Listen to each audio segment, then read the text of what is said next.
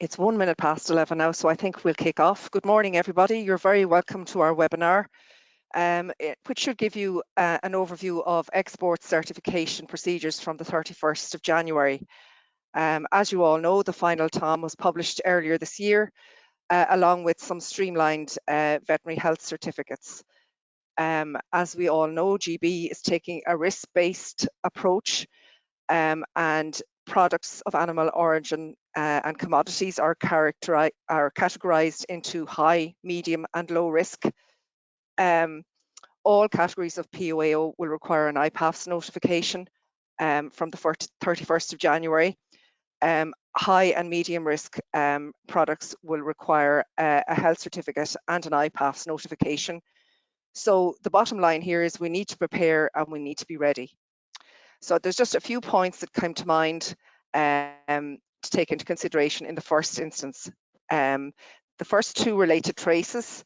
Make sure you have the appropriate registration on traces, the appropriate number of validated users associated with your business who can operate traces effectively, who've had the appropriate training, and have the required level of competence to raise the traces application efficiently.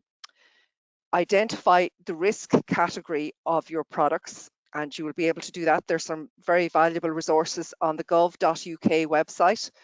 So I would direct you to that to identify the risk category of your products if you haven't already done so. If medium or high risk are identified, identify the appropriate GB health cert for your products.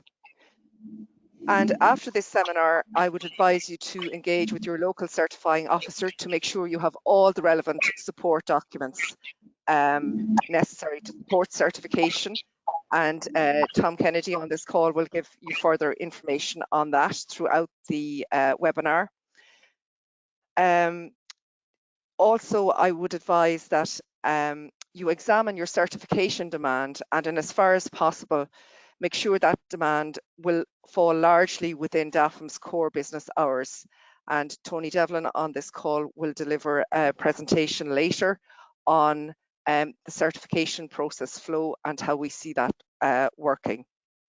We have a very busy agenda. This is the first of two webinars. And we have 4 presentations. The first presentation will be from Micheál Moran, SSVI, and it will cover the requirements for the certification of products of animal origin to GB. The second one is from Tony Devlin, which will cover the certification process flow. That is how the certification process will work and the constraints within it. Micheál Cuddihy will give us a review of the EHC, that's the Export Health Certificate, and how to fill in part 1 of the Traces Certificate. And Tom Kennedy will give us an overview of the accompanying documentation that will be required to support this certification. Throughout the presentations, you will be able to pose questions, and I would ask you to put them into the questions box. And we will endeavour in the question and answer session at the end to answer as many questions as possible. If we don't reach on all the questions, we will answer them in writing later. So as we have quite an agenda to follow, I'll introduce Micheál Moran, SSVI, who will cover the requirements for certification of products of animal origin. Thank you, Micheál.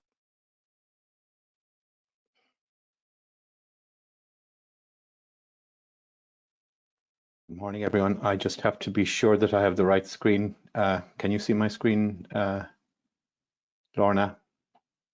I can see your screen. Yes, there, it's visible. It's visible, Micheál. It's the correct one, yeah, because that's always a risk. Okay, so good morning, everyone. Thank you all for attending. I'm going to give a presentation on basically the technical requirements for certification. I'm not going to discuss traces.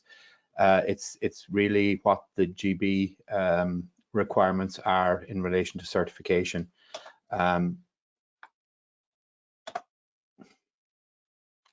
So the outline of my presentation will be, I'm going to start with UK import legislation and go through a little bit of that as it relates to certification, and then talk a little bit about the DEFRA certificates that are available. There are two types of certificates. There are ones that are required for what we call direct certification from Ireland to GB, and the others are for transit and storage for product going using GB as a land bridge. So just to make a couple of things clear, because it can be confusing from the point of view of territorial definitions, UK refers to the United Kingdom of Great Britain and Northern Ireland. And technically, even though we do use UK all the time, we're really talking in this case about certification to GB, which is Great Britain. That is all of the United Kingdom, including the Isle of Man and the Channel Islands, but excluding Northern Ireland. So Northern Ireland is excluded from these certification requirements as a result of the Northern Ireland Protocol, which was updated then by the Windsor Agreement, and that, there's ongoing discussion about how that's working. But from our point of view, we are only required to certify product to GB, not to Northern Ireland. So again, Brexit happened in the beginning of 2021, and there was no SPS or sanitary phytosanitary agreement. So therefore, there was no certification agreement or to move product without certification either. So therefore, both the EU and GB have resorted to kind of like World Trade Organization certification requirements. This is going to happen after the 31st of January 2024, as of now. That's our understanding. Essentially, all the DEFRA certificates are based on pre-2021 EU import certificates. So the EU has had its generic third country import certificates, and GB just reciprocated those back to us. So this means that EU import requirements are reciprocated for the export of EU products of animal origin to Great Britain. Great Britain has retained and adapted some EU import legislation and applied it to imports from EU member states. So all the import legislation for particularly the animal health side applied only to third countries outside the EU, but GB has adapted that to apply to all EU member states as well.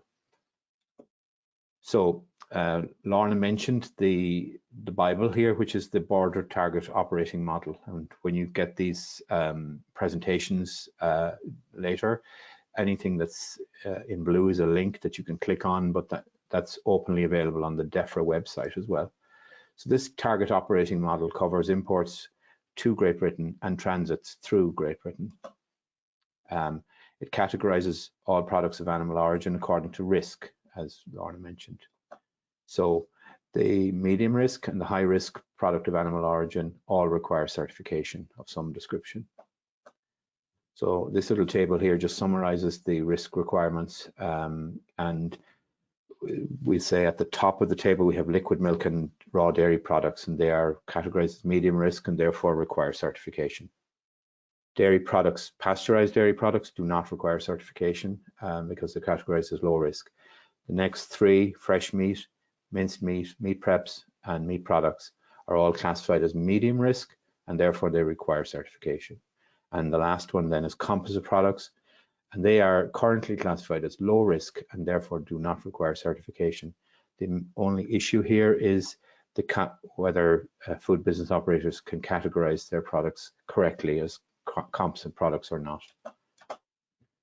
So the import legislation that the EU, as I said previously, is based on EU legislation. So therefore, compliance with EU legislation should mean that the UK import requirements are satisfied in terms of public health, animal welfare, and animal health. So they're the three components of the certificates. From the public health point of view, even though in the current new versions of the certificates, GB refers to the regulations as GB regulations, what they are actually referring to are their retained versions of EU regulations. and they extend from the very basic Food Safety 178/2002 up to the Official Controls Regulation and the BSE regulations. All of the hygiene package, everything is included in there. In terms of animal welfare, they call it the GB Animal Welfare Requirements, but what they actually mean is their retained version of Regulation 1099/2009, which means that product must comply with the same regulation as it applies in the EU, the Animal Welfare at Slaughter Regulation. There isn't any other animal welfare legislation referred to in their certificates, but there would be a general understanding that compliance with all other animal welfare regulations would be required. In terms of residues, again, there's no major issue here. They call the residues regulations that they refer to as GB regulations, but what they mean is their retained version of Directive 96/23. Now, Directive 96/23 has been superseded in the EU by the Official Controls Regulation, but the text and the format and the meanings are the same. They require a residue plan approval list for EU member states and for third countries. And the current assumption is that the EU member states are automatically approved. Their residue plans are automatically approved. It's a little bit more complicated when it comes to animal health, and we wouldn't normally have considered, because of EU trade from one state to another, of animal health requirements, but because GB is now a third country to us and we're a third country to them, there are these animal health requirements. They call them GB requirements in their certificates, but they are referring to a whole batch of old EU regulations. So their first one is 206/2010, which refers to ungulates. These are the hooved animals. 798/2008 refers to poultry. Then they have animal health requirements for meat preparations, which refer basically, that regulation 2000/572 says that any raw meat that's in meat preparations will comply with the animal health requirements for the species that is contained therein. And then they have the meat products regulation 2007, decision 2007/777, that deals with meat products and also treated stomachs and bladders and intestines. And then there are two regulations referred to that cover composite products, Regulation 28/2012 and 2007/275. Since composite products are currently classified as low risk, there is no certification requirements, so there's no real need to consider those. We'll go into a little bit more detail on some of the regulations, and Regulation 206/2010, this applies to all imports into GB from the EU and third countries of fresh meat from those species: beef, pork, lamb, equine and wild ruminants. So if you happen to be an exporter of game, that is ruminant game, that's included in this regulation, as well as the domestic species as well. It includes fresh meat and minced meat of those species, and the animal health attestations refer to these diseases: rinderpest, foot and mouth, African swine fever, classical swine fever and swine vesicular diseases, all of which thankfully are not present in Ireland at this time. The list of EU and third countries and restrictions relating to each. So this regulation has an annex that now lists as third countries all EU member states.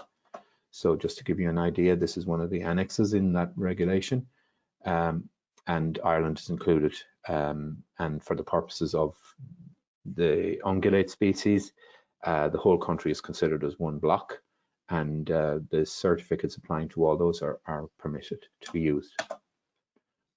In the case down the road, hopefully we'll never see it, that supplementary guarantees are required. That means that we might have one of those diseases present in the country, that we might require a certificate that gives supplementary guarantees. So there are supplementary guarantees associated with tuberculosis, with trichinella, with all sorts of diseases associated with ungulates. You just need to be aware that they're present, but we hopefully will never have to use any of them. Next regulation is 798/2008, and that specifically deals with poultry meat. The one thing that's important to remember in relation to poultry meat is that poultry minced meat is excluded from export to GB after the 31st of January. So if you're an exporter of poultry minced meat, it is not permitted, as far as we understand, under this regulation. And it has animal health attestations relating to the territories or compartments of various countries, which must be free from HPAI, highly pathogenic avian influenza, and Newcastle disease, just those two diseases. Must be no vaccination for those diseases, and it lists again the EU and third countries and the restrictions relating to each. So again, this is an extract from the annexes to that regulation, and Ireland is listed, and they have it already divided into different compartments with some built-in restrictions. We've queried this with them because there are no current restrictions on poultry in Ireland. Then again, the meat preparations one, all that says is that the raw meat will comply with the animal health requirements for either the fresh meat, the ungulate meat, or the poultry meat associated with it.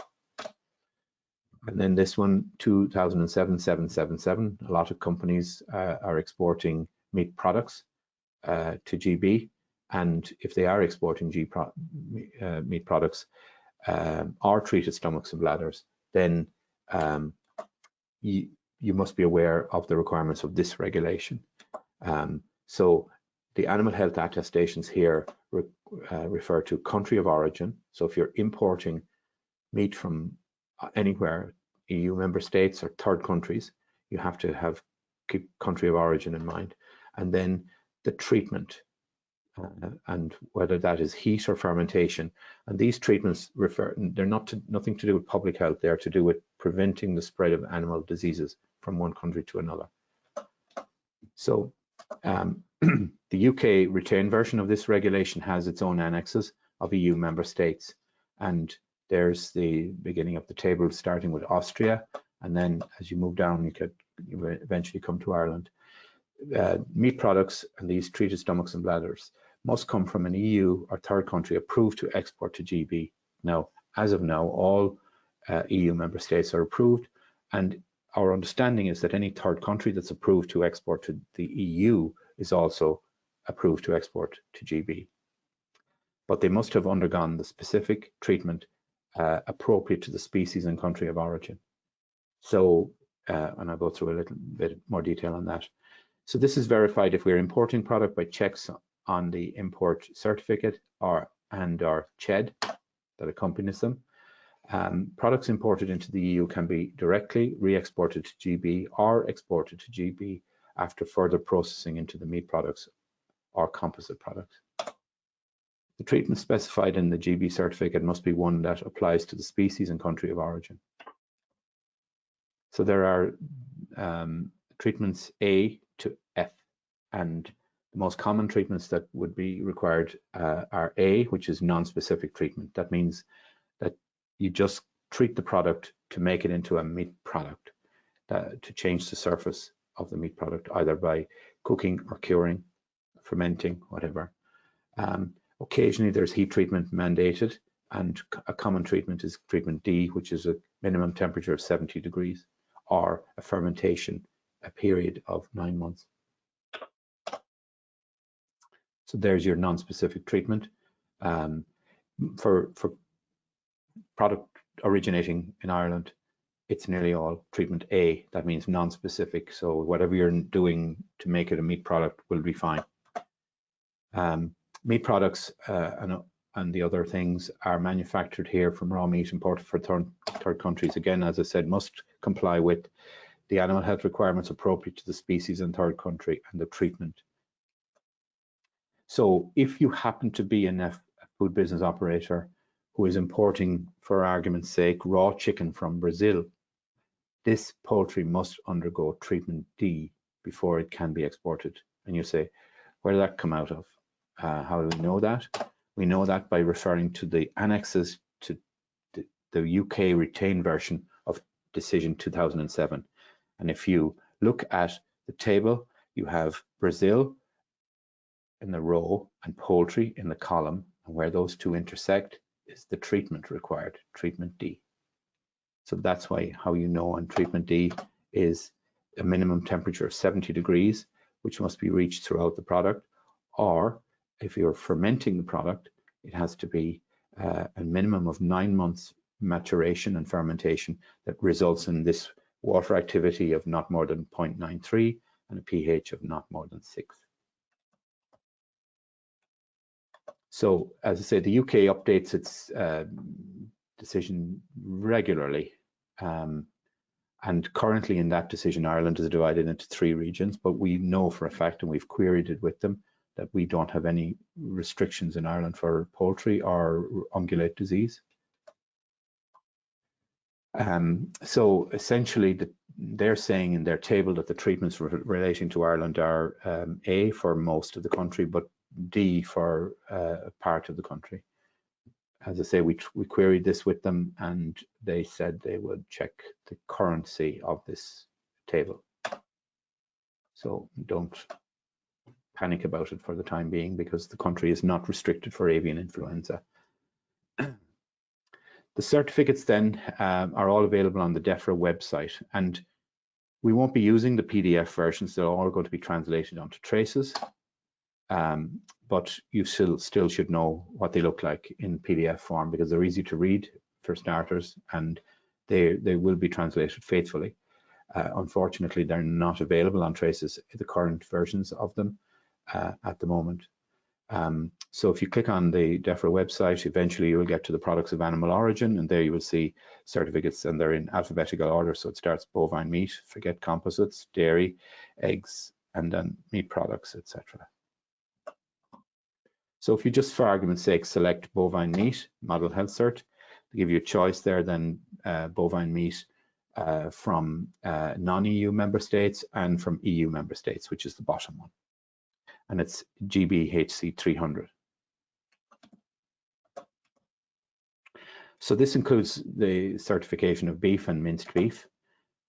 Sorry, I beg your pardon. The certificates that we will be using, the overall, there are lots of them there, but we will be using the certificate for beef and minced beef, sheep meat and minced sheep meat, minced pork and minced pork, poultry meat, not minced poultry meat, which is not permitted, meat preparations, meat products, casings, wild game, and you know, anything. If somebody comes along and is looking for something else, there will be more than likely a certificate for it.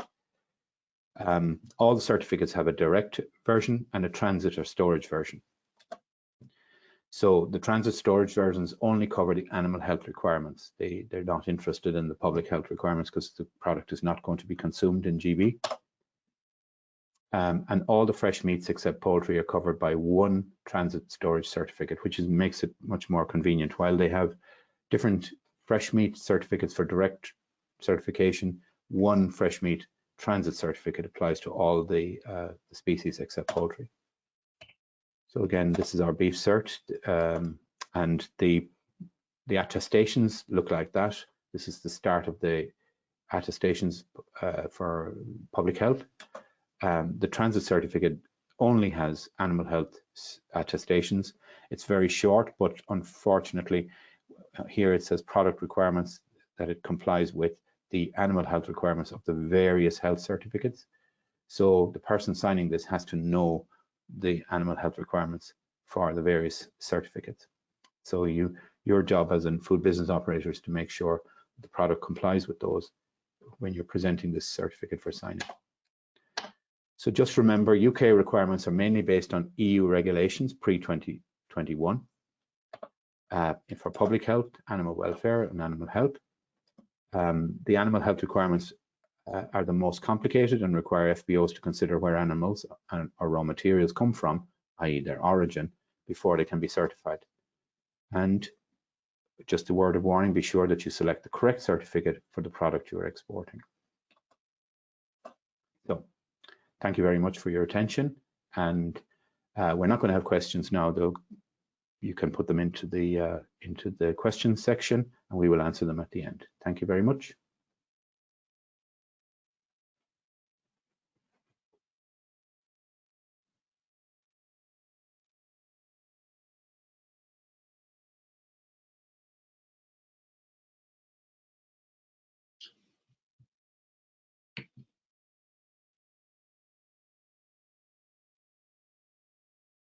So good morning, everybody.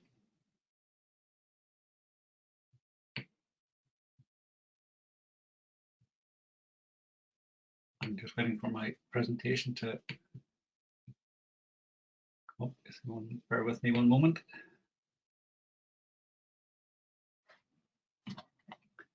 So I'm going to go through the process flow, and some of my colleagues will also elaborate a little bit more on some of the issues that I'm mentioning here. So it's really an overview of the process flow for the certification of meat products. So we'll just touch on the notification procedure, the application, support documentation, DAFM checks, and the validation of the export health certificate, and then just a brief mention of the electronic seal, or the e-seal. That's how the certificate is signed. So we were suggesting that there has to be certification windows, and to help us, I suppose, on the DAFM side, to be able to manage the volume of certificates that we expect, we're suggesting that businesses should supply a certification schedule, and that should be submitted the week prior to the export health certification requirement. So that's to enable us to assign resources, particularly in those premises where we don't have a permanent presence. We need to know when certs are going to be required, the days of the week, and I suppose the volume. So that's to enable us to do a bit of planning and support businesses. We have a limited resource, so certification will have to take place within core hours where possible. Core hours are 9 to 5:30. If that's not possible, then businesses will have to make a case for out-of-hours certification. As I say, we have limited resources, but we will try and have some support available between 5:30 and 10 in the evening, but there'll be no certification prior to 7:30 in the morning or after 10 o'clock at night. Weekends, we'll also be able to offer a limited service, maybe on a Saturday morning. So this is to make the best use of the resources we have, and to, I suppose, have people available when the highest demand is going to be required. So the submission of a completed Part 1 traces, that's the application, with all the required supporting documentation, 12 to 24 hours in advance of the requirement, will reduce the need for out-of-hours certification. So if we get the advance notice with all the documentation we need, then we'll be able to carry out the technical and regulatory checks that we need during, I suppose, core hours. So that's to help us to be able to support the out-of-hours requirement. So if you have queries in relation to the traces system, these should be directed to the DAFM traces unit, and these details will be forwarded to you after the presentation. You will need to have access and be registered. You need to know the relevant local authority units, and we'll go into that in a little bit more detail in some of the other presentations. You need to know the correct certificate for the product that you're producing and sending to or through GB. You need to know the CN code. And some businesses will be using maybe agents and transporters will be associated to the business, so they need to be listed and connected to your business in some way, so that they can see that they can make the Part 1 application on your behalf if that's what you choose to do.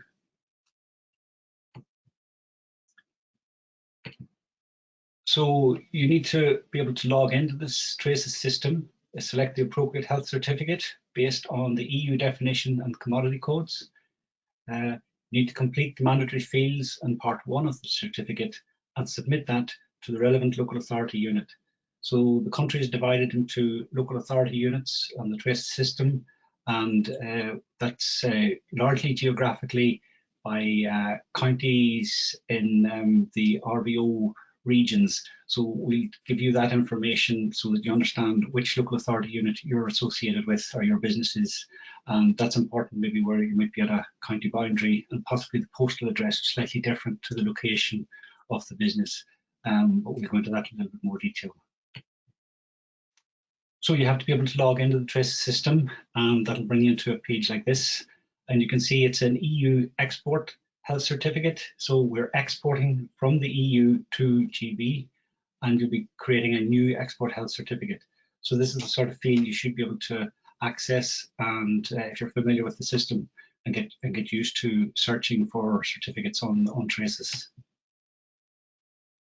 So you then be brought into the different options that are available, and you can see there the commodity codes are on the left hand side, and depending on the commodity code you select, it will bring up the various certificates, and then you simply select the certificate that you feel you need for the product that you're exporting. So you must complete the mandatory fields, and the mandatory fields on the part 1 of the certificate have a little red asterisk on them. So when you see that red asterisk, you mean there has to be an entry made on those fields on the application. Otherwise, you won't be able to submit it. So you may also upload supporting documentation, and as you get used to the different requirements, you'll know what's required for the different products. There might be a common health entry document, might be a CMR, traceability documentation, or a third country export health certificate. And these documents may also be emailed to the VI or the SAO, local SAI and VI and SAO in the plant that you're working from. There's limited space on the trace system for each document, but the system can handle multiple documents, but they have to be in a format that don't take up too much memory space. So just a word about the sealing, and this is a question that comes up for us from time to time in relation to export certification. There is a box I-23, which is headed seal/container number. It's not a mandatory field. The seal number may only be entered here if its sealing takes place under official supervision. So that means under the supervision of the competent authority. It's only required if mandated by that specific export health certificate, and that applies to some high-risk animal byproducts. So in general, for the searches that we're dealing with here this morning, that field will be left blank. Sealing is required for transit loads, and that should be recorded on the commercial document. So if a seal is applied by the business and is recorded on the commercial document, but not in the field box I-23. So there will have to be a link between the consignment and the export health certificate. So batch numbers recorded on the CMR or associated documentation will fulfill this requirement. And the GB guidance on this states that the batch numbers may also be recorded in box I-18, the description of the commodity. So we wish to put them in there. The CMR then should be referenced in box I-2, certificate reference number, and we'll go into that in more detail in a subsequent presentation. So just in relation to veterinary support certificates, it's another query that arises. Product bearing the oval mark will not require a veterinary support certificate. This is maybe a product that comes from another member state or from, in Ireland, a local authority plant. So that product, once it has an oval mark, gives the inspector, signing inspector, confidence that it has reached the standards required by the GB. Product imported from a third country, and remember GB is a third country also, will have a CHED and a veterinary export health certificate. And inspectors may need to review this documentation for slaughter production dates to enable certification.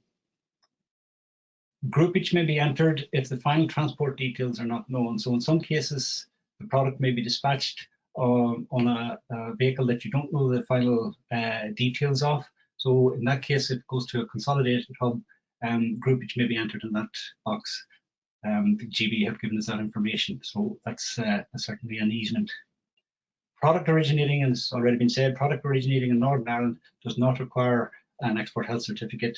Northern Ireland product has unfettered access to the GB.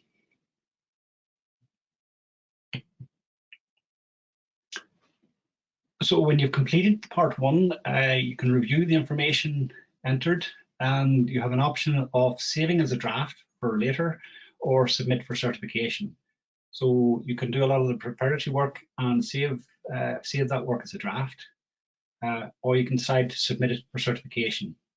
It's not viewable by the DAFM inspectors until it's submitted for certification. Once you hit that button, submit for certification, it's now available for view by the inspectors who will carry out the regulatory checks. At this stage, changes are still possible until the certificate is moved by in progress by the DAFM inspector. So if you realize you've made a slight mistake, you can make amendments to the certificate until it moves to in progress. Once it's moved to in progress, then it's locked for editing by the applicant, and it's with the competent authority, in this case DAFM, to follow up. So to notify the local VI or SAO, you can send an email, and the email should include the health certificate reference number, a URL link to the certificate. So that URL link is available to copy into the email. You should also detail the place of dispatch and any supporting documentation if it can't be attached to the traces. Part 1, if it's large documents, that supporting documentation may also be emailed. You should also notify the expected date and time of departure so that we know when you need the certificate for. So what's the deadline, if you like. So that information sent in an email to the local VI or SAO, notifying them that an application has been made. So if you wish to find some information as to what the status of an application is, you can search using the URL link. You can search using a traces number. Each health certificate will have a unique traces number. You can also search by your FBO and date range. So there are filters available on the traces system to narrow down your certification so that you can find a certificate. You will need to have access to the local authority unit. So traces messages within certain units will be available to you, but you won't have access to all throughout the country. So it's to narrow down the range of certificates that you have access to and make searches a bit quicker. So the certification process involves the inspectors carrying out technical and regulatory checks, and they will review the traces application. They will review any support documentation and traceability information that may be required. It might be necessary to carry out on-site verification checks, and the VI will then have to complete the attestations on part 2 of the certificate. So the information supplied and the support documentation and so on will enable the VI to complete these attestations. And again, if necessary, there may be physical and identity checks required at the point of loading. So that will enable the veterinary decision, and the veterinary inspector will then sign the certificate electronically using the e-seal. And the GB have indicated that they will accept the e-seal on the traces system. So that's a help for us. There will be no hard copy of the certificate required. So then that will enable us to you will be able to take a copy of the certificate and upload it onto the iPass system. So at that stage, the health certification process is complete. You will have access to the export health certificate on traces. And as I say, you can make the notification on bypass. So that's a requirement that GP have. You can also arrange within the traces system for an email notification to issue from traces when the certificate has been certified, the e-seal. So you can that will alert you that all the regulatory checks have been completed and that the certificate has been signed off. So you can arrange for that notification. So that's an overview of the process. Say colleagues will go into a little bit more detail on some aspects of that, and we'll take questions then at the end. Thank you.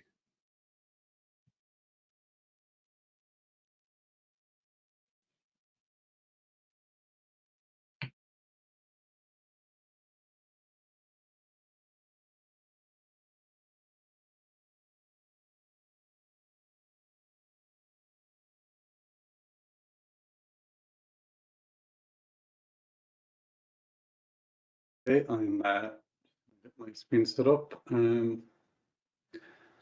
Just checking, can you see that okay? Yeah, we can see it perfectly well. Thanks very much, Micheál. Yeah, okay, I'm just gonna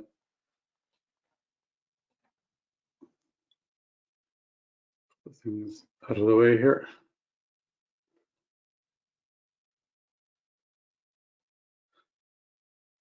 Okay, so follow on from Michael and Tony, I'm going to talk about part one of the export health certs. So the purpose of the talk today isn't so much to provide a kind of a comprehensive training on how to fill in part one.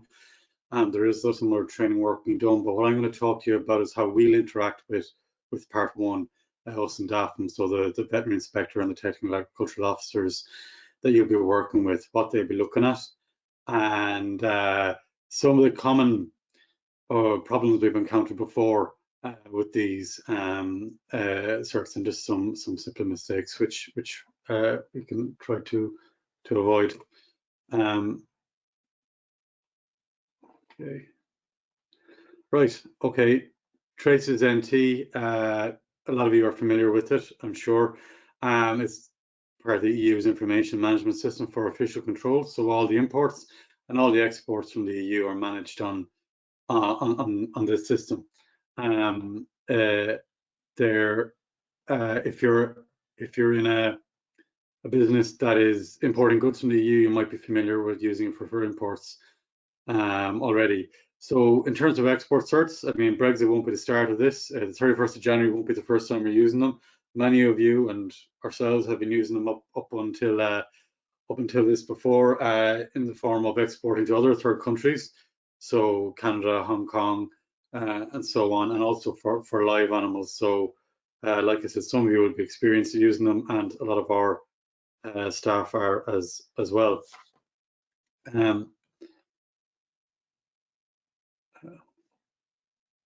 So Michael went through this in more detail, but basically the border target operating model has listed what has risk categorized good and listed what checks apply to what risk categories. So most of what we'll be dealing with here in the food area will be medium risk goods, and that means that they'll of course require the certification from the 31st of January, but they'll also possibly be getting documentary checks, physical checks on the UK, on the GB side, in addition to the certification. So the first kind of thing to mention that's important is communication. You know, it is important to contact DAFM in good time in advance of commencing export certification. What I mean there is not just on the day or the day before you're exporting, but if this is your first time getting involved in exporting, contact DAFM in the weeks in advance, just to make sure that you have clear communication channels, you know who you're dealing with, and you know what's expected of you, and that you're clear on what times, you know, roughly speaking, you'll be sending goods, and what that process will look like locally. So it's really worthwhile doing that if you haven't done so already.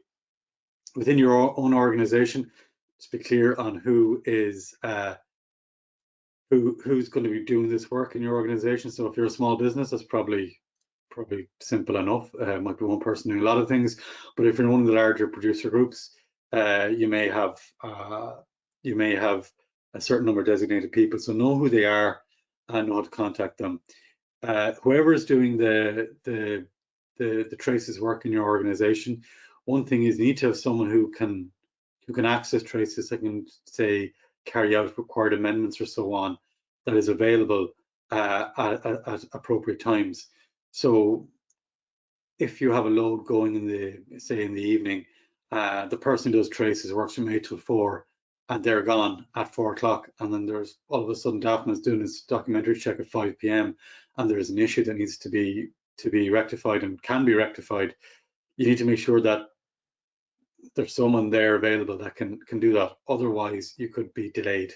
You know, if you can't respond to a query from DAFM or make a required amendment to the certificate if there was an error on it. And in terms of communication, another thing just to be aware of is the term operator responsible for the consignment. So that's a legal person. As Michael said, GB UK retained and adapted a lot of EU regulations, so that comes from the EU regulations. And the operator responsible for the consignment is a legal person who's responsible for your consignment when they leave this jurisdiction and they're being looked at by the GB competent authorities. So if GB finds an issue with the consignment, they'll contact they call them the RFC, the operator responsible for the consignment. the RSVI will contact them in the first instance. So just to avoid kind of cross wires within the organization, that you know that's the chain of communication that you'll be getting as well. And that RFC might contact us directly as well. So if your RFC is not someone in your organization, just be aware of how you'll communicate with them and how communications will run, because what you want to avoid is confusion, especially in the early days, and delays for your consignments. How will we interact with part one? So we're going to do a range of checks on part one of the traces cert. So basically, the fields you fill in particular the mandatory ones, we'll be checking all of those, check that they're accurate and they're correct. And we'll be cross-referencing them against the supporting documentation and mainly the CMR, just to check that the consignor or consignee, the description of the products and so on is correct. CMR is important. It's what links the document. It's what links the export certificate to the physical load. It's the linking document. It tells us what we're certifying. It allows us to do a documentary check in advance of seeing the product, so we can have everything ready. So if the information on the CMR is correct, the information in part one is correct, we can do a documentary check in advance, get all that clear, get it out of the way, and then maybe the physical consignment will be presented at the same time. But if it's assembled and presented slightly later on, we can then go with the information we have from the documentary check we've done, verify that, and certify the consignment, and it makes it quicker. So having that documentation accurate, on time, is very important. There are some other supporting documentations you may need. Tom Kennedy is going to go more detail about the commercial documentation and so on. But just to say, you might need if you're exporting product which has previously been imported from a third country, so like chicken fillets imported from Brazil or Thailand, you'll need to have that documented. The export health cert that they arrived on, you'll need to have that as well. That contains some important information that you'll require for creating part one, but also that we need for signing off on part two on the health attestations. You'd have seen how Michael talked about the regionalization heat treatments. So for example, chicken from Brazil, that's very important to know what region it came from, what heat treatment was required. If they're available and they're on the cert, we need to know container numbers and the means of transport. Tony did mention earlier that for groupage, when the transport might not be known, that you can insert groupage for that information. We also need to know the commodity code and the model health cert that they're correct. We'll be checking those. I'm going to talk a little bit about that now. So commodity codes, CN codes, HS codes, you'll hear those terms thrown around kind of interchangeably. They're not quite the same thing, but for customs, it's important, and the differentiations are important. And those of you doing customs paperwork alongside this will be quite familiar with them. But just to make it clear for those who aren't familiar with them and to avoid any confusion, overall each product kind of, if you see in the bottom right of the slide there, you'll see that there's each product has a code, a tariff code structure, and is up to 14 digits long. So the first 6 digits are the HS code, the next 2 digits, so the first 8 digits are the CN code, and then the additional ones are known as the tariff codes. For our purposes so far, for the GB consignments, it's generally just the first 4, so the HS code. So you might hear the GB authorities referring to HS codes, you might hear us saying CN codes, you might hear someone say commodity codes. That's what, for all intents and purposes, it's the first 4 digits of that code, which identifies the product. It is important to use the correct one, particularly for customs, because that's what they calculate duties off. But for the health certs, they don't go into very granular detail. Generally speaking, they're grouped by the first 4 digits. So fortunately, it's easy to get the correct code. You select it when you're creating the cert. So when you're selecting your cert, they're grouped according to the commodity codes. And you can see here that 0201 is meat of bovine, animals fresh or chilled, and 0202 is meat of bovine, animals frozen. So just make sure you pick the right type, frozen or chilled. and that's visible to us when we're looking at it in box I-28. And again, there's a plain English descriptor right beside it, so it should be easy for both parties to see what is correct. Another issue you'll have is a certificate model. So there's quite a few up on traces. There's some for GB. There's more to be published. So the most up-to-date ones are not up there yet. The ones for 31st of January are not all up there yet. The example I'm using today is not from the one you'll be using for the 31st of January, but it's very, very, very similar. I'm using it because the 31st of January cert isn't up on traces yet. But there are other certs. You see there on the top screenshot there that when you click into 0201 meet above on animals, a range of certs come up. And there will be other certs for other countries like Canada and Hong Kong available there. So just make sure you click the correct one. You might even do the search for Canada in the morning. Don't just go by muscle memory and click the same button. You will need to have the correct model. So we'll be checking that, and so will the GB authorities. And again, the model is written there in plain English, described in plain English, and also in box I-28. And we'll have a better look at box I-28 later on. But box I-28, the description of the consignment, it's written there, and that's one of the first things we'll check to check that that is correct. So box I-28, those of you familiar with traces will know the format. There's a whole lot of data fields on the traces page, and there's some screenshots later on to see some of the other ones.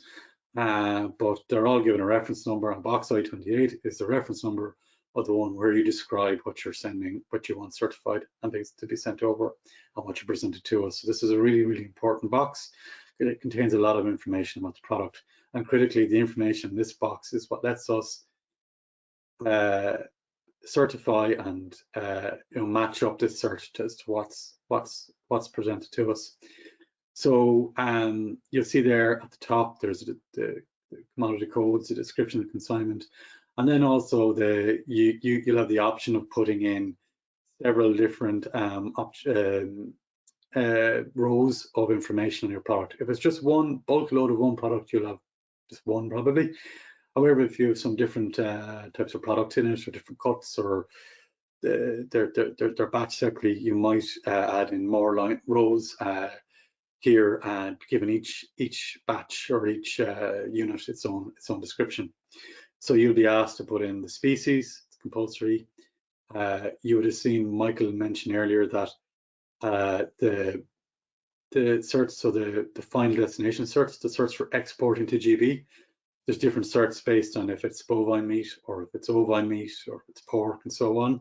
Whereas in the transit, it's not. The sheep meat, the pork, pig meat, and the beef can go on the one, fresh meat can go on the one cert, but you will be required in box I-28 to put in the species. So you'd have different, you might have a ton of beef and a ton of pork.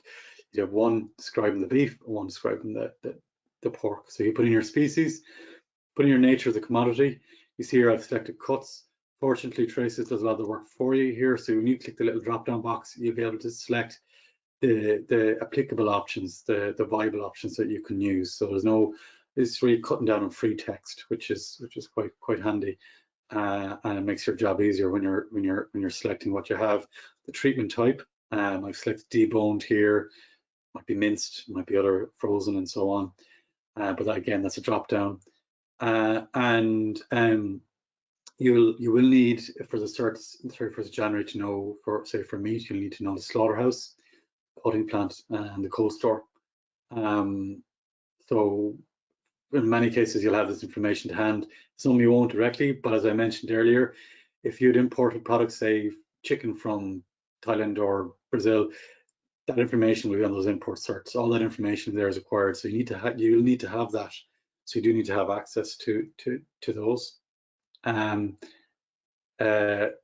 mentioned mandatory fields, so they are denoted by the red asterisk here. So you'll see that most of the fields here have those. In this particular version of the cert, the slaughterhouse, cutting plant, and cold store is not mandatory, but it will be on 31st of January. So just bear that in mind. And also to mention, you'll need to know the package count and net weight, and you'll also need gross weight later in the certificate. And Traces does a check putting net weight and gross weights just to make sure that, you know, one is the gross weight isn't less than the net weight and so on, and that packaging is accounted for. When you're selecting the package counted net weight, one thing that can trip people up sometimes is you do need to select the type of packaging. Again, it's a drop down, and you do need to select the unit weight. It'll almost always be kilograms, but there is a grams and kilograms option. So just make sure you've selected the correct one, which will probably be kilograms. The description, as I mentioned there, in the CERT model up on traces, it's not mandatory on that one to put in the description of the slaughter plant and so on, but it will be. And I just went onto the model certs that are on the DAFR website, and it has I've just taken from those model certs some screenshots just to show you the type of information you'll need for some of the different product certs. But you can see here for the meat, you need the approval number of the abattoir, cutting cold store. For meat preps, you need the manufacturing plant, the cold store, and the abattoir. And the meat products, it's abattoir, manufacturing plant, cold store. So just be aware of that and make sure you have it. And as Michael mentioned, there's a link here to the model health certificates. All the certificates are all there. You can navigate it, and actually at the bottom of those pages, so you want to look at the beef certificates, at the bottom there are some paragraphs on what certs are applicable at the moment and what certs are applicable from the 31st of January. So if you're wondering what I need, the 31st of January model health certs are published on the DAFR website. They're not translated yet into traces, all of them, but the models are there, and the information on which ones to use is also there at that link. Supporting documentation, so Tom is going to go into more detail about this afterwards, but it'll, as I said, it matches up the documentary to the physical. So it is very important, and we'd ask that what we'll be putting in the box, we will be linking the CMR reference number to the cert by putting in the reference number from the CMR into box 1, 2 on the traces cert. So that's just a box at the top of the traces cert, which we can insert a local reference number, and that lets, before we certify, that lets us know that they're linked. Some more on supporting documentation. So consignments of meat, yeah, they originate outside of Ireland. They'll all have a shed P and an export health cert from an EU export health cert. And this is important, as I said, to verify slaughter dates, also for heat treatments, and so on. For plants that, for meat factories that kill animals that originated in Northern Ireland, those animals should be coming in on an intertrade health cert, and those intertrade health certs have some of the health attestation information that would be required for us to complete part 2 of the health attestations. So it's available, but it's there, so you'll need to have those as well. And it is, as the applicant for the certification, it's your responsibility to gather this information and present it to the department, because so have that, have that conversation within your own organizations now, have that documentation prepared and have it ready to present to your local kind of DAFM unit.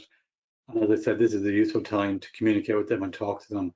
You can attach those documents to the traces cert, but you may already have an arrangement where you present that by email and so on. That's okay, but have that conversation with your DAFM certifying office, just to make sure you're all 100% clear, and that there's no breaks in communication, and all the necessary documentation is available when needed. So we carry out the documentary check. We'll verify the information on part 1. We'll verify it against the documentation that you've sent in. And if it's satisfactory, well, what we do then is we'll do one of two things. We'll sign it as in progress, so we're saving it. We're kind of noting that we're happy with that, and then we're waiting for the physical consignment to be presented. Or if it's all done at the same time, the physical consignment is there, we can go ahead and validate straight away. In most cases, we'll probably put it in progress first. When it's put from status new to status in progress, you'll no longer be able to make changes. So the declarant, the person applying for the certificate, will no longer be able to make a change. So what we would see happening is if there was, when we're reviewing it, if they say, for example, there was a mistake, the incorrect consignor was selected or there was weights incorrected, when it's at stage new, we'll go back to yourselves and say, look, can you fix that? It's not right. And we'll ask you to amend that. We won't amend it ourselves. If it gets to the point where we were happy with all that and we put it in progress, you can no longer amend it. And if it turns out that the physical consignment is presented and there's been a last minute change, which is a change that means there needs to be an amendment to part 1, it's in progress. Well, it needs a change and you can no longer change it. So what will happen here is we'll send it back to you. So we can see, you can see here, we can reject it or, you know, it can be cancelled. And we'd ask you to recreate the cert and input the correct information. So we won't be changing, we won't be making amendments to the certificate of part 1. We'll be asking you to do that. And there is, fortunately, it's quite easy. So if it's that new, you can just go ahead in yourselves and change it. And if it's that in progress, we'll reject it or cancel it and we'll send it back to you. But as I'll show you now, it is easy to make the amendment.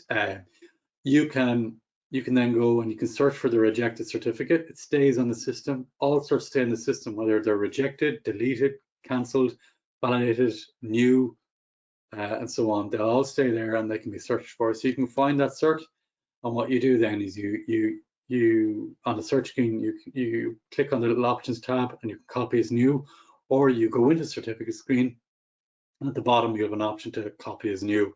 And that'll copy all of the information in that cert, and all you have to do is then amend the required field.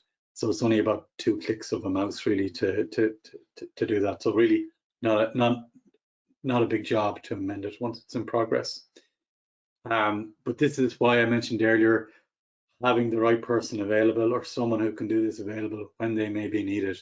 So if we're doing a cert, say for example, we said most certification will be within core hours. If your business is one of those businesses that absolutely has to have a sort of core hours and puts a business case in and gets this arrangement, make sure you've got someone available at those times to amend them, because if you don't, the certs will be delayed and you can miss your delivery window. So have the right person available at the right times to do these amendments.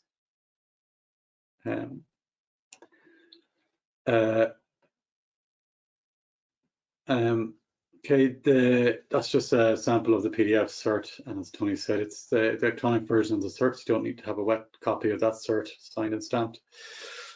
The local authority units, there are 16 of these. So locally, Traces selects these automatically for you, and these are important because it's because there's a central DAFM authority which oversees all the certification, but then there's a local unit which will be, say, for example, if you were in Mayo, it's Castlebar, and the Castlebar unit does all the certification for the goods in Mayo. They'll only see the goods for Mayo to certify. They won't see the certs for Cavan or Cork or so on. So that needs to be correct for them, but fortunately, it selects automatically. So here's the screen grab I took from a cert. So I put in DAFM, and when I put in DAFM, all the DAFM options just drop down in front of me on the box, and I select the correct one.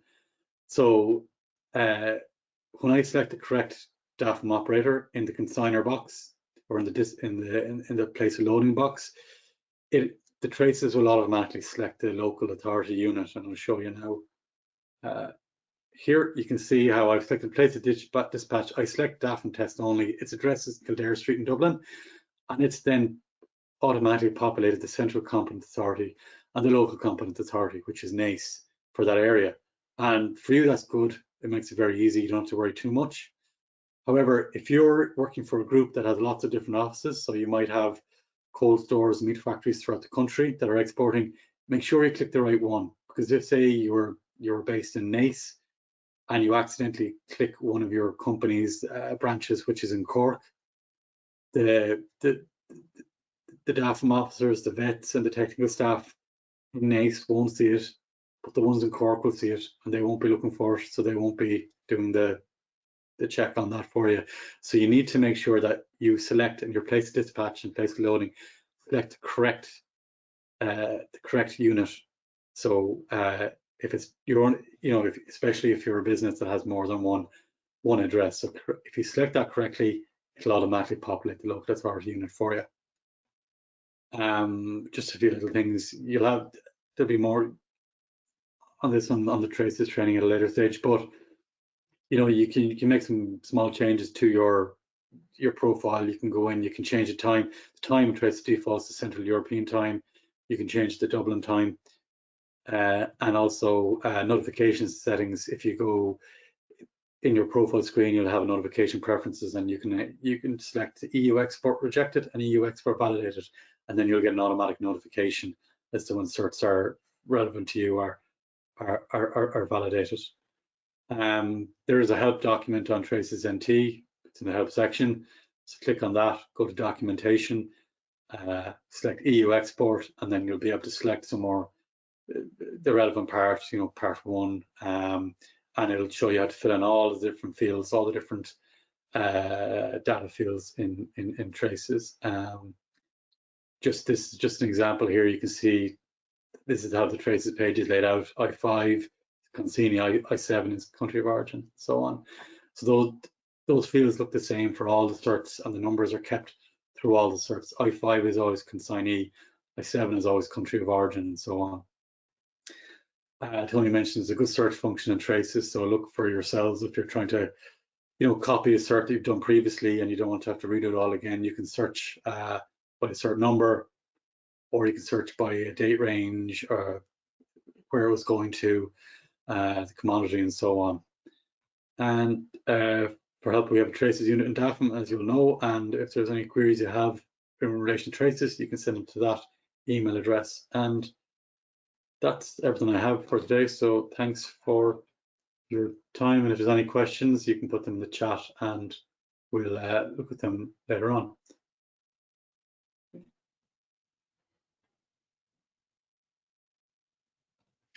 Sorry, folks, just before we go to Tom, just if you use the questions function rather than the chat function, it'd be better. Thanks.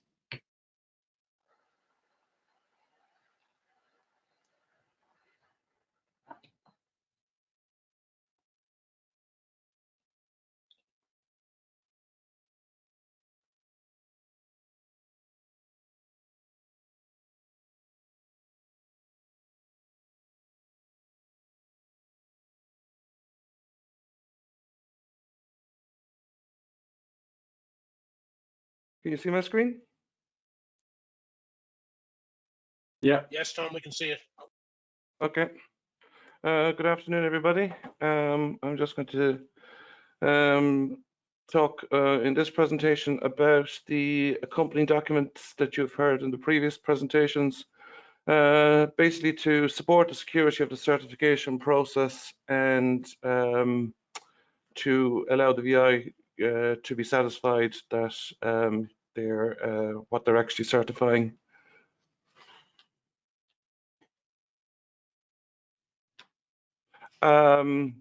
Just basically outlining the presentation are some basic considerations, and then I look at the specifics of the fresh meat certificates, the meat preps, the meat products, identify or outline some of the peculiarities, I suppose, in relation to animals and products of non-Irish origin that you may be re-exporting to the GB, and then to offer some conclusions. Tony has already outlined that the certification requirements are to be advised to DAFM, in advance. This is so we can actually resource the process and to understand, what's actually coming ahead for us. The speed that the required documentation can be obtained from your own systems and uploaded onto Traces, will maximize the amount of time that DAFM will have to perform the checks and certify, and in turn actually get the cert turned around back to you signed. You probably have realized at this stage from the other presentations that there are going to be some changes to traceability and the other supplier information that will be required to facilitate the certification of the product. And the country of origin information is critical to certify the animal attestations, in relation to foot and mouth freedom or African swine fever or whatever. Just, that you're to be aware that, what you're going to hear is not absolutely prescriptive. It's more the underlying principles and guidelines. Any supporting information required will be agreed between yourselves and your certifying officers. Where these accompanying documentation will be, it will be box I-17 on part 1. Again, there's no limit to the number of documents that you can attach or upload. However, the file size for each document can't be any more than 2 megabytes. So if you do have documentation that's bigger than that, when you're notifying the veterinary office of the certificate, they may be attached to an email at that stage. So you've heard this previously. The link is sent to the DAFM office. I think it would be also good in the body of the email that you would include the first and last slaughter dates, particularly for the fresh meat cert, direct or in transit, or for meat preps that are in transit. The quantities and weights attributed to each slaughter plant and each cutting plant, if there's more than one slaughter cutting plant involved, if that information could be given to us as well. The TO will do the checks, move on to in progress, notify the VI. VI validates and certifies. Any discrepancies will be back to the FBO for correction, and the FBO can view the status of the certificate at any time. Micheál mentioned this there in the last presentation. It's important that we actually are able to link the traces certificate to the commercial document. The certificate itself doesn't contain any product identifying information. There's no product name, there's no batch numbers. So we need to link the certificate to the commercial document. Thankfully, we've been provided with box 1.2.A, which is a local reference number.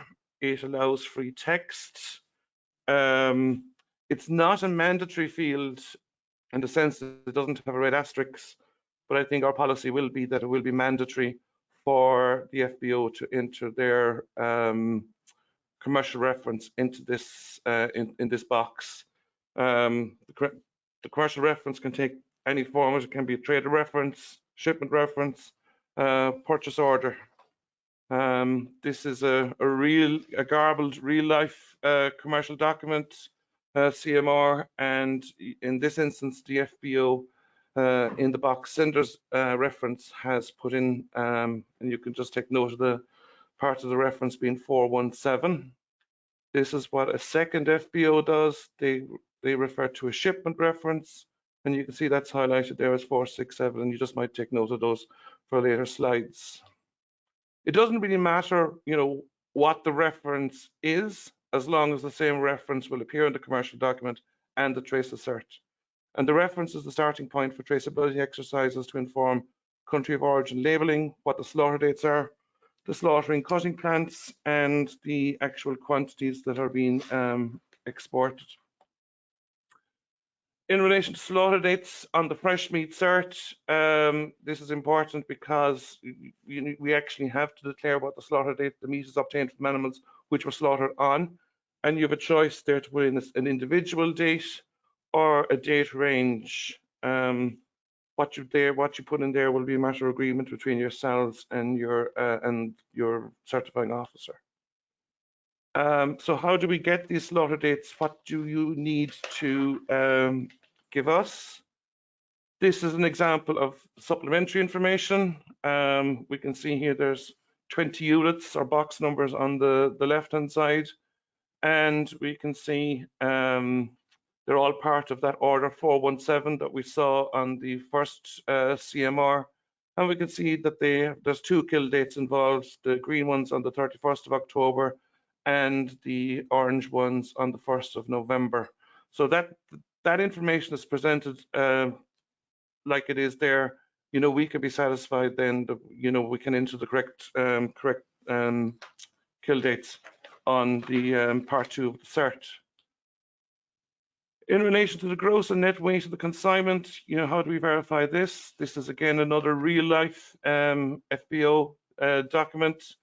You can see that again up at the top, their invoice number 417, and at the bottom they have given us the total weights and the gross weights of the actual consignment.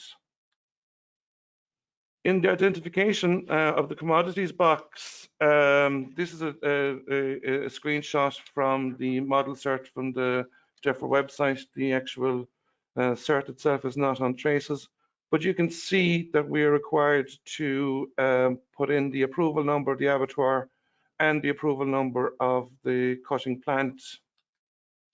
Again, we go back to our information, the same traceability information for the 20 boxes, and we can see that it was all deboned in plant 456, and we have 13 of the boxes were slaughtered in 456, and 7 and of the boxes were slaughtered in 123.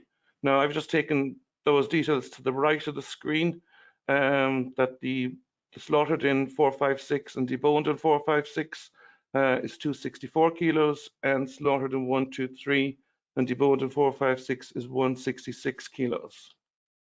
And this is how the cert would be filled out. So we have our 13 boxes of 264 kilos, slaughtered in 456, cut in 456, and the 7 boxes of 166 kilos, 123, or sorry, slaughtered in 123 and approved in, or sorry, approval number of the cutting plant being 456. This is from what another FBO can produce. I think this is, quite a very neat report, and that they can actually produce in almost in real time from once the actual last box or unit is scanned into the load. This is related to the second commercial document, which was shipment 467. It tells us that we have 10 units of 5,000 kilos net weight, 539 gross weight, was slaughtered in plant 1 and cut in plant 3. And then we can see as well that there was 28 of 14,000 kilos slaughtered in plant 3 and cut in plant 3. So it gives us a lot of information. It gives us the quantities, it gives us the weights, the slaughter and cutting plants, the gross and net weight, and it's all tied back to the shipment number that will be included in the box 1.2.A on the traces cert.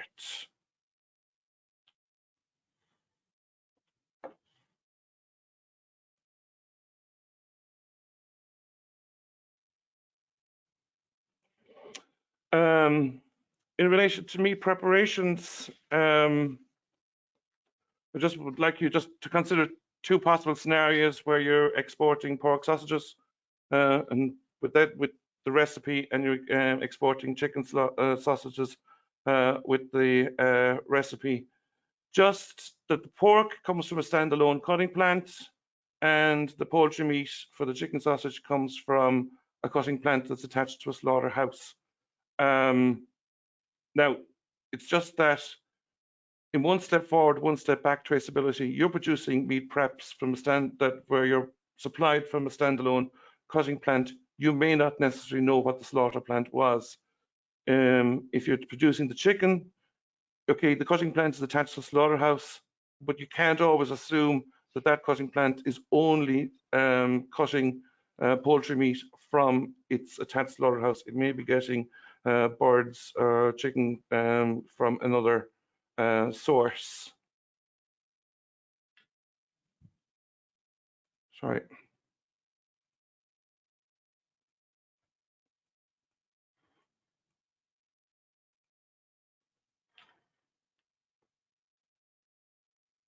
Sorry.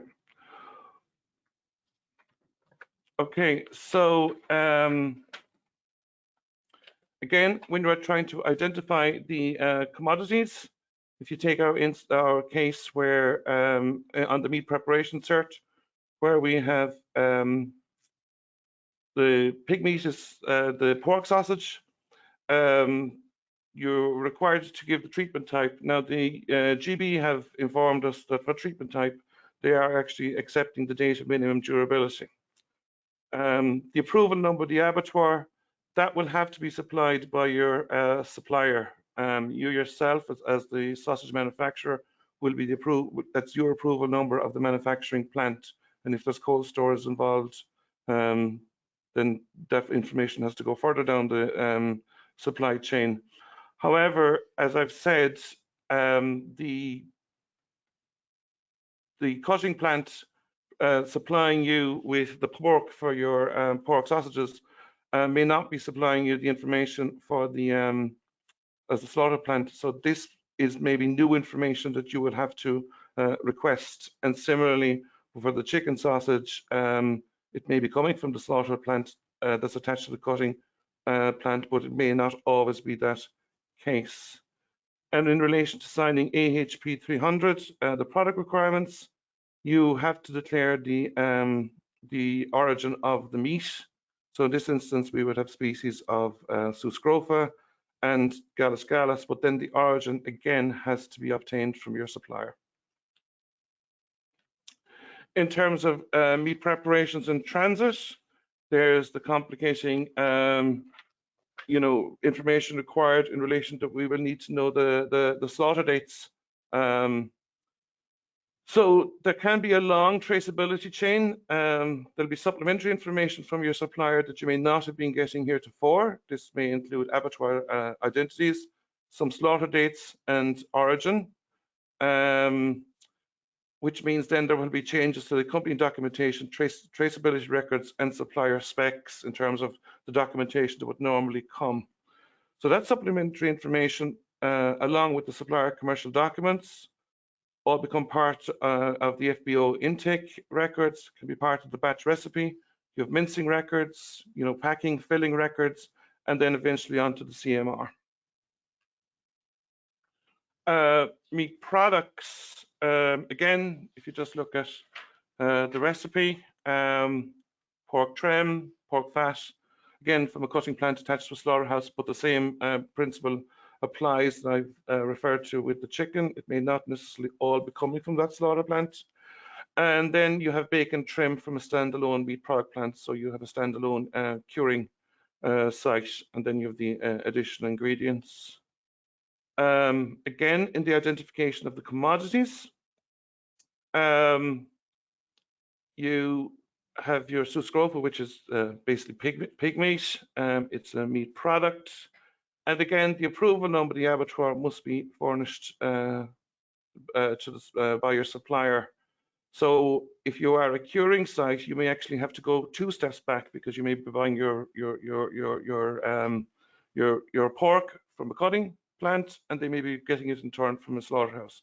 So again, there is additional information along the supply chain that you may not have been getting heretofore, that you will now have to get and furnish with your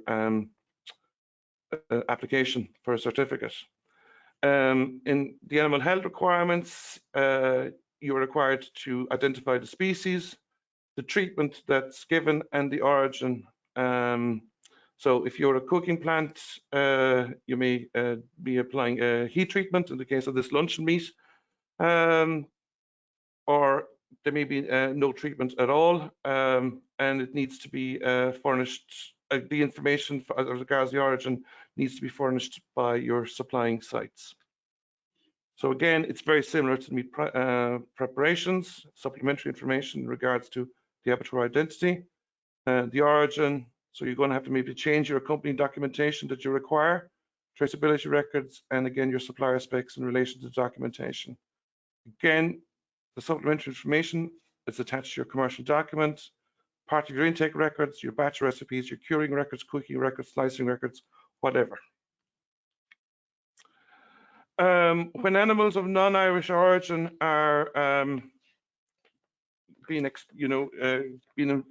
involved, particularly on the fresh meat and the mincemeat certificates, that's important from two aspects: from the animal health attestation and the residency requirements. So animals are imported for slaughter. It's the third statement, have been introduced on a particular date into the territory described and from what the territory happens to be. So if it was animals imported from Northern Ireland.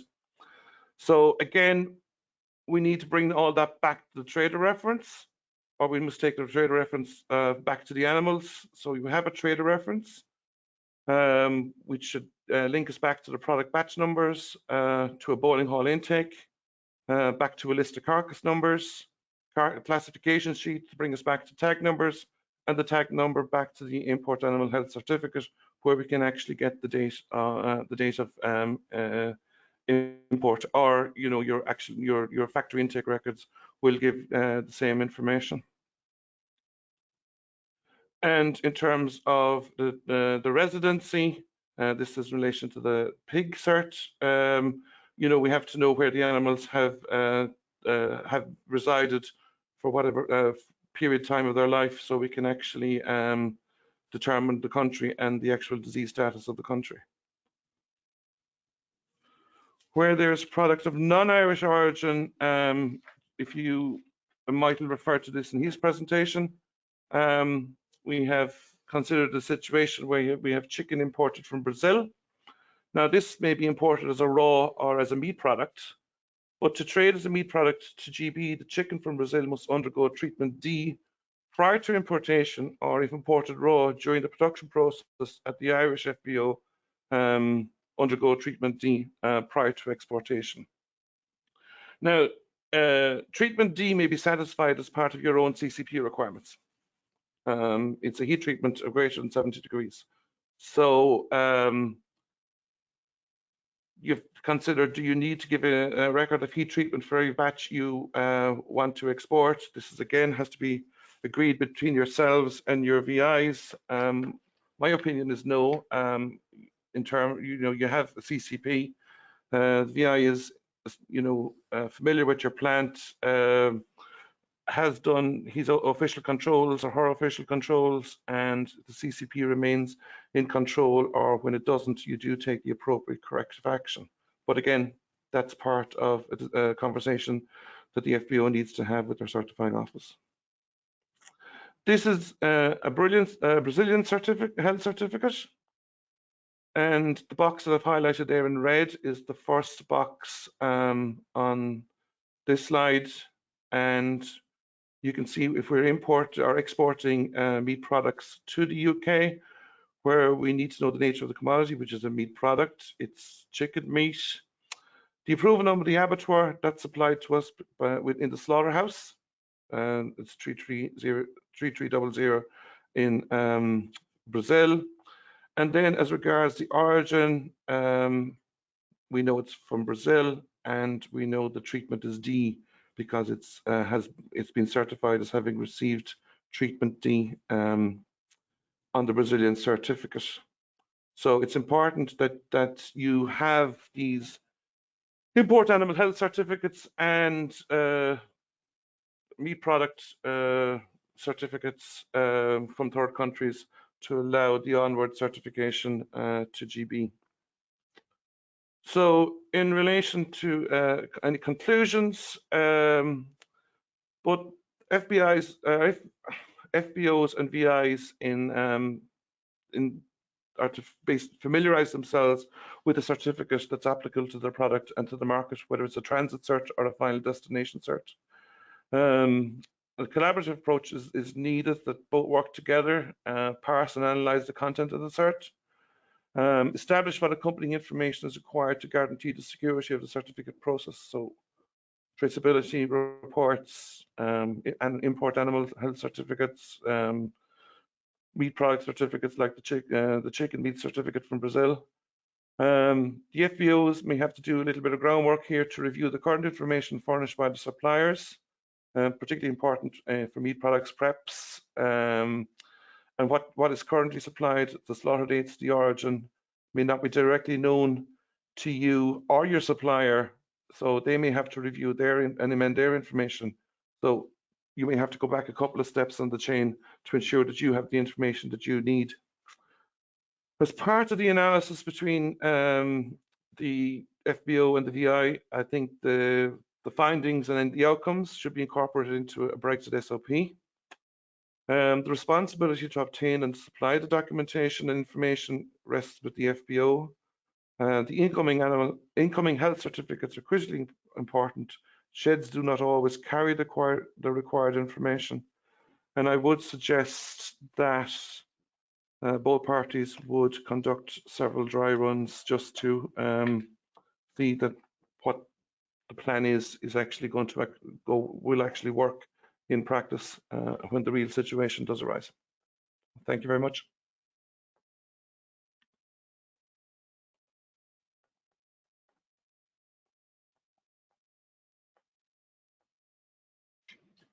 Thank you, Tom.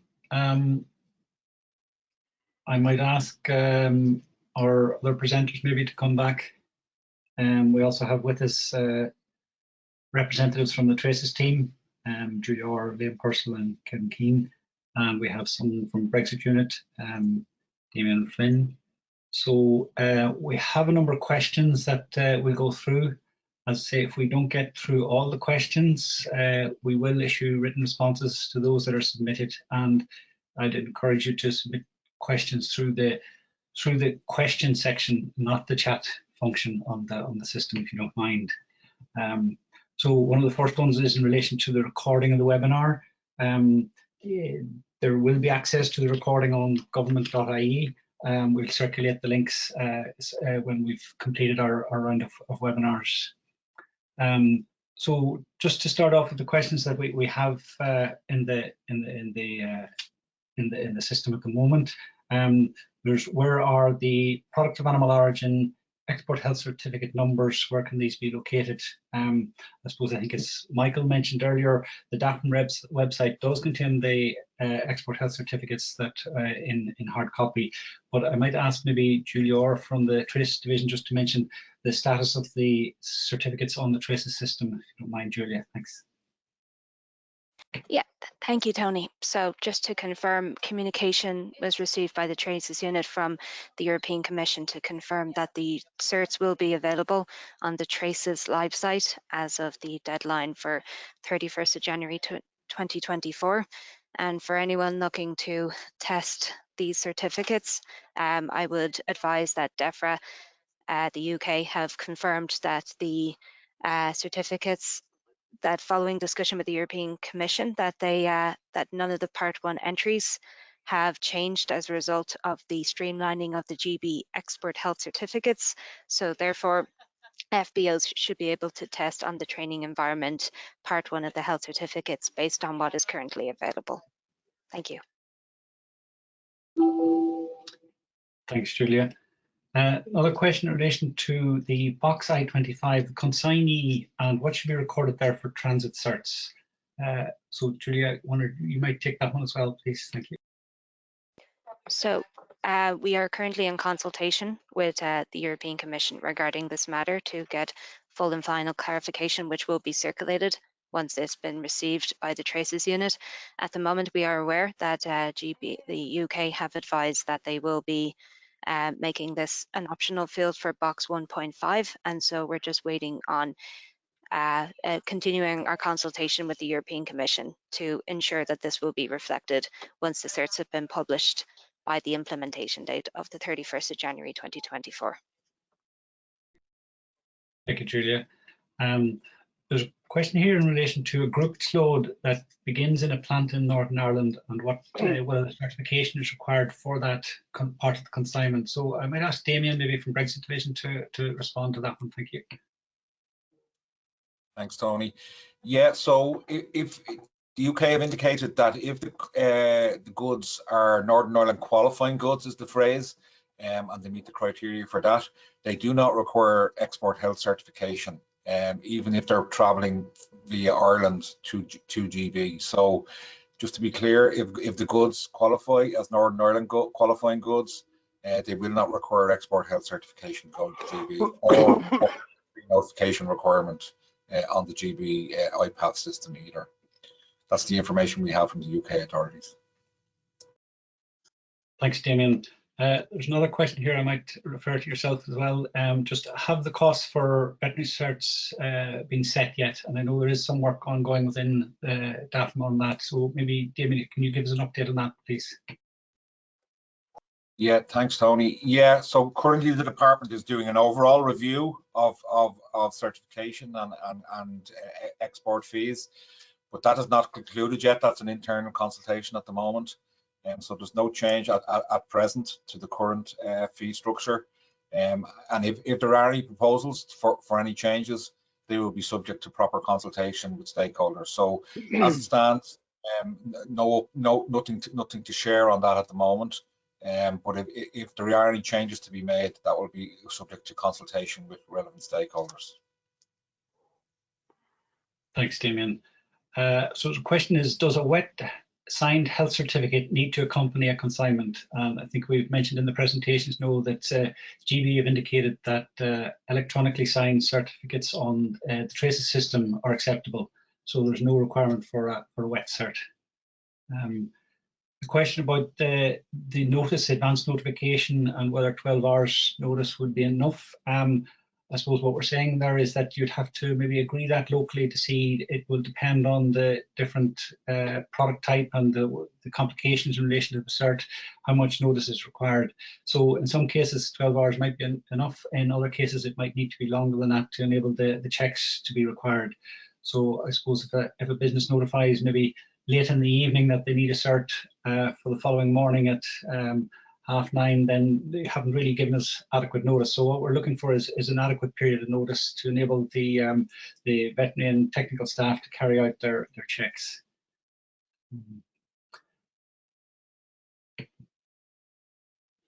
So there might be some confusion over the oval ID mark. I might ask Michael maybe to come in, saying that we don't need veterinary sign off if there's an oval ID mark on product. The oval ID mark, I suppose, is to support the certifying officer, so you will still require a veterinary health certificate to GB. It's product coming into that plant that may also have come from another EU plant or from a local authority plant that doesn't require an additional veterinary cert, because the oval mark that will appears on that product will enable the signing veterinary surgeon to do the certification. Michael, have you anything more to add maybe on that one? Okay, I see there are two questions there from, the first one was, what is it? It's the oval mark that is assigned to the plant to indicate that it complies with EU regulations. So any plants that are approved under EU regulations are allowed to use the oval ID mark. That is just an indicator that the product complies with EU regulations. Second question was just to confirm, we would have an oval, so we don't need a veterinary sign-off. I don't fully understand the question, but the oval ID mark doesn't exempt anyone from a veterinary certification to GB, if that's the question.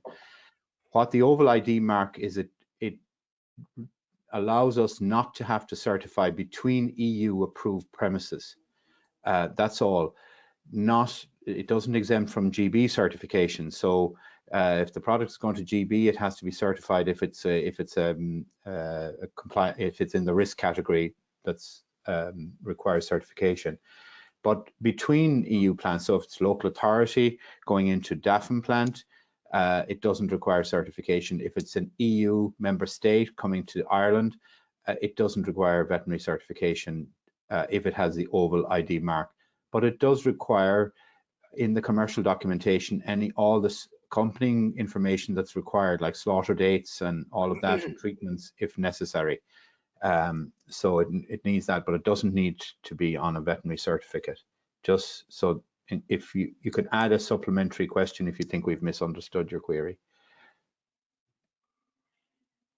Thanks, Michael. So the supporting documentation is still required, even though the product arrives with the oval mark. So I think that's a follow-up question there. So, but as Michael says, if we've misunderstood, maybe you can clarify the question. We'll come back to you.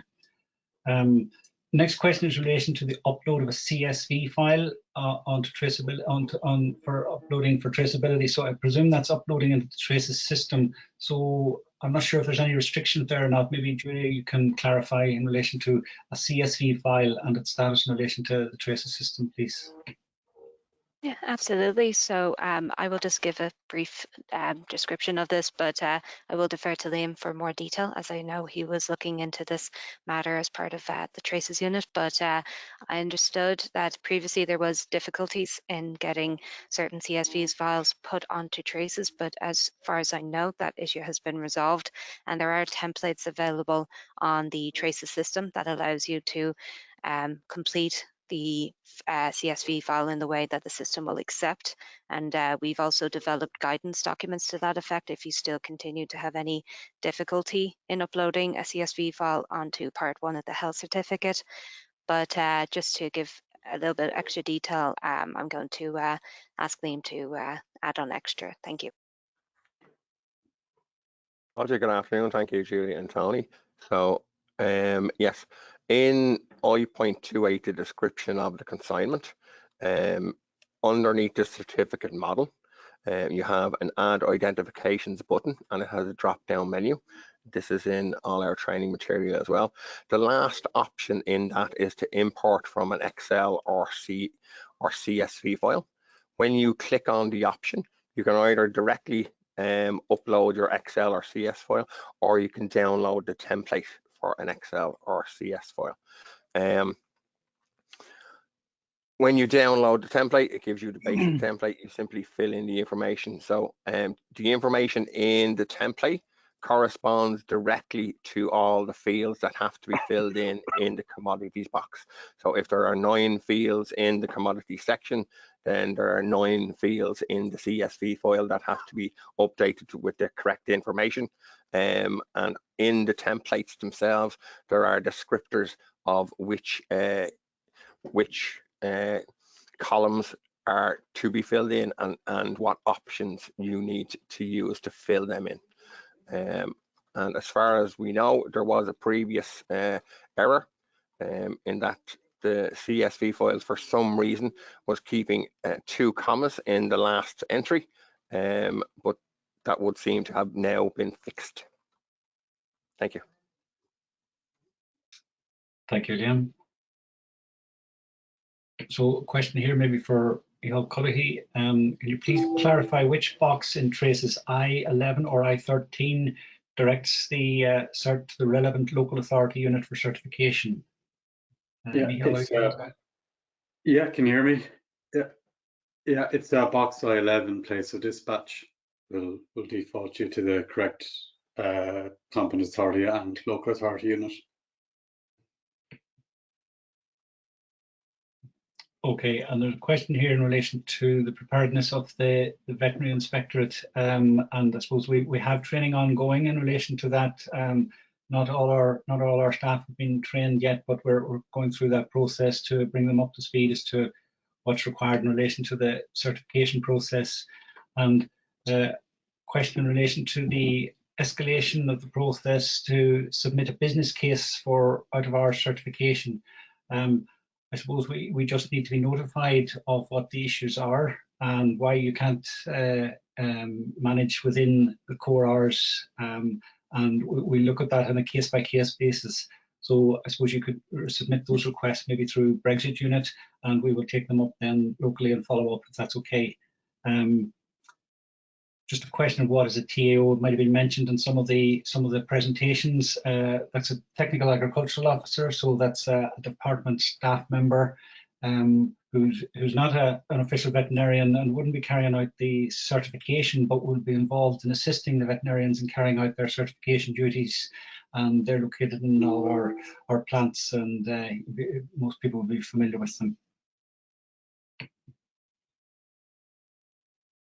So there's one in relation to supporting documents for meat preparations, I think it is, using beef from more than one supplier. You need to specify in the email the quantities and weights from each plant. I suppose we'll need that information, but maybe Tom, are you able to help with that one? in what format, and how will the quantities and weights should be, how they should be submitted for assisting the certification? Can you hear me?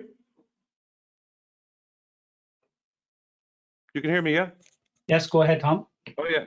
I'm just not clear with for the is the question is that the meat prep, is it meat prep batch X producing slaughter plant X, batch Y producing slaughter plant Y?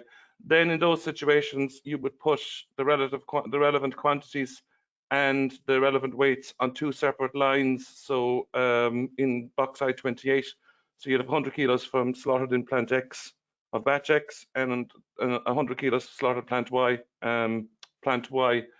However, I'm in relation, if he's referring to a meat prep that has meat from two slaughter plants commingled, and this is something that I think we need to go back to traces for, is that we don't have a facility, as far as I can, is to record two slaughter plants on the one line.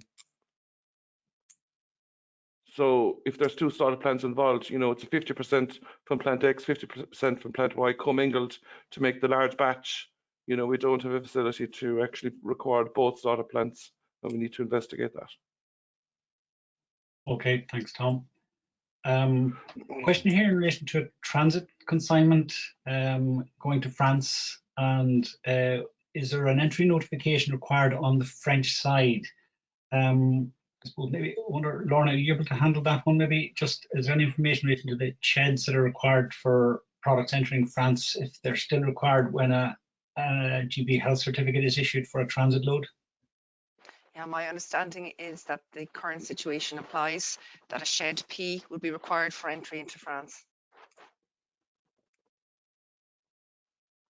Thanks for that, Lorna.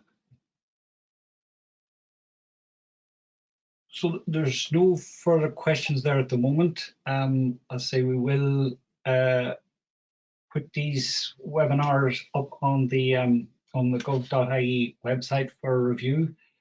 We have another webinar next week on the afternoon of the 13th, and Brexit Unit have a webinar tomorrow, which will give further information. Damien, I just wondered, do you want to say a word on that before we close? Maybe just tomorrow's webinar, just what's covered, maybe might be of interest. Thanks. Yeah, thanks, Tony. So the webinar tomorrow is to kind of give us an update on the latest information we have from the UK side about the requirements.